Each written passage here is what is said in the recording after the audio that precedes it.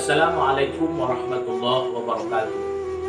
Saya Tengku Herman Syah Johan, pengasuh Madrasah Nahdlatul Ulum Diniyah Islamiyah Kota Langsa, mengajak kita semua dalam situasi dan kondisi penyebaran virus corona yang luar biasa ini untuk selalu ingat kepada Allah, bermunajat kepada Allah, mohon ampun atas dosa-dosa yang kita lakukan.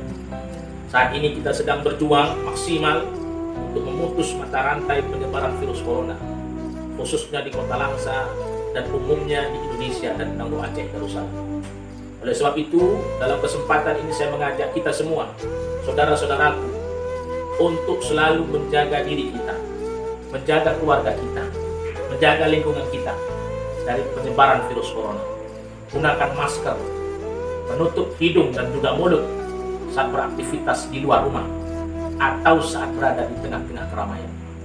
Ingat, jangan jadikan diri kita sebagai penyebab orang lain sakit, dan jangan pula gara-gara orang lain kita juga merasakan sakit.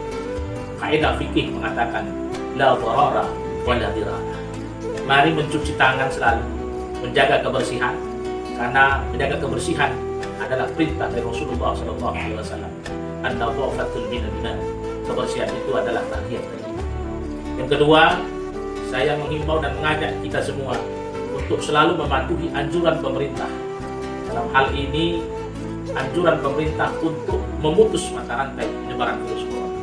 Apalagi saat ini pemerintah Kota Langsa telah mengeluarkan peraturan wali kota Perwal nomor 31 tahun 2020 tentang penegakan disiplin dan protokol kesehatan dalam menghadapi dan memutus mata rantai virus corona.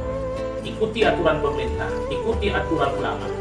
Ati Allah wa atiur Rasul wa ulil amri minkum. Taat sama Allah, taat kepada Rasul, dan juga taat kepada pemimpin-pemimpin kita. Yang ketiga, jamaah rahmatullah, saudara-saudara rahmati Allah, mari setelah kita berusaha maksimal, setelah kita berikhtiar, kita bertawakal kepada Allah. Kita serahkan seluruhnya kepada Allah Subhanahu wa taala. Seraya berdoa semoga virus corona cepat berlalu dari negeri dan kota tercinta kita. Terima kasih. Assalamualaikum.